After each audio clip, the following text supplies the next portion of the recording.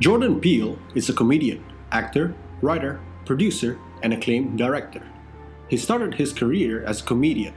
Him and his partner, Keegan Michael Key, found success with their comedy show, Key and Peele, on YouTube's Comedy Central. Their comedy sketches would utilize all kinds of humor, including physical and satire humor. They would also often be a social commentary on issues in today's society, particularly in the United States. Try again. Okay.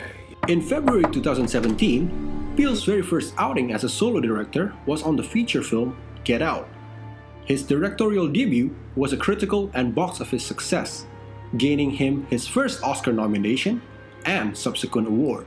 The Oscar goes to Jordan Peele. The film received particular praise for Peele's screenplay and direction. Get Out also proved to be popular with movie audiences, as it eventually became one of the most profitable horror films and films of 2017. Peele's second film as a director was Us, another horror thriller flick, which he also wrote and produced. Starring Lupita Nyong'o and Winston Duke, the film is also praised by critics and moviegoers alike. In both of his movies, Peele successfully delivered a nail-biting atmosphere of tension and horror, while avoiding the cliché horror tropes of relying on jump scares and one-dimensional characters who only serves to be killed on screen. On top of that, just like his comedy sketches, Peele's movies contain a lot of social commentary that talks about issues such as race, politics, and human behaviors. His movies have made people come up with their own theories, as his visualization and screenplay would often leave room for a deeper interpretation upon multiple viewings. In Get Out, Peele leans in heavily on racial issues such as racial stereotypes, racial politics, and racial divide in laws and etc., while not sacrificing the story and horror aspect of the film. He projected to the viewers on the issues of being black in America, the expected behavior that comes with it, and also the problems they might face. From this point on, I'm going to go in on certain specific scenes from both of his movies, Get Out and Us. Obviously, it's going to be full of spoilers, so if you haven't watched his movies, what are you doing? Stop what you're doing and go see them now. Take this scene from Get Out, for example. In this scene, Peele shows us a very uncomfortable situation where the main characters, Chris, a black guy, and his white girlfriend, Rose, was being pulled over by the police. Sir, can I see your license, please? Wait, why? Yeah, I have state ID. No. He wasn't driving. I didn't ask who was driving, I asked to see his ID. Although Rose was the one driving, the police insistently wanted to check Chris's identification.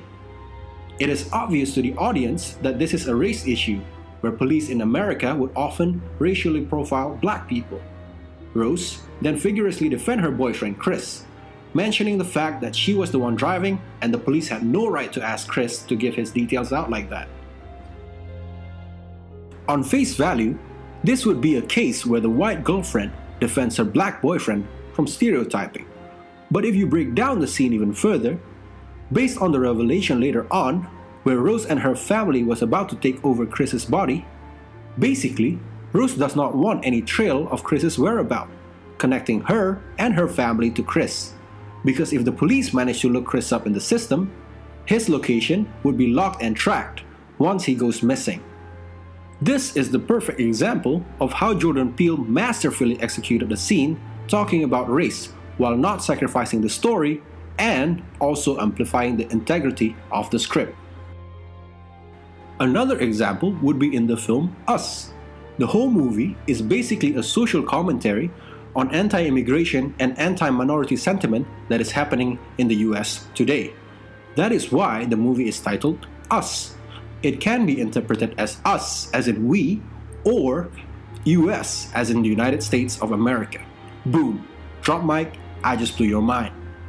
Peele showed us the Tethered, the eerie doppelgangers of our main characters, and, spoilers alert, everyone else on the surface. The Tethered basically is a messed up reflection on our society today. In their own minds, the Tethered view themselves as better than those above ground with their human set of problems such as politics, ignorance on minority issues, class imbalance, and so on. The tethered can be viewed as the voiceless minority, quite literally as they have no form of formal language, and Lupita Nyong'o's red character of having her voice cords damaged, resulting in her raspy and unsettling voice. Be careful. The revolt that the tethered executed can be construed as a literal revolution from the minority group after all the injustice and ignorance that have been done to them. The tethered sees themselves as better. That is why they executed the action of killing people and holding hands from one coast of the United States to the other in their own messed up way of doing the Hands Across America campaign. In their own messed up way, it symbolized that the tethered is more united than the people above could ever be. Aside from his social commentaries, Jordan Peele is very masterful in creating a situational horror film in general. Both of his movies' first act started out with the main characters going on a trip, before a bad situation starts unraveling in front of them. Run. Throughout both movies, Peele successfully created a sense of uneasiness just by the situations that he put his characters in, without heavily relying on surprises and senseless gore. That and the fact that the score for both movies was masterfully executed. There's a slow build-up to high-stake moments, with off-key violin tunes played appropriately in scary situations. What are you people? It's us. And he also didn't rely on sudden loud scary noises on itself. As an audience, you feel the edge of your seat tension and genuinely worry about the fate of each characters. Something I personally have not felt so much of in many recent typical horror movies. In the end, I feel like Jordan Peele is one seriously talented director who managed to come up with bangers both times he stepped out to direct. Took a lot of directors a lot longer to get where he is right now, acclaimed by critics and adored by his audience. He is the next M. Night Shyamalan, and hopefully without the bad streak. I'm excited to see where Jordan Peele goes next. Creep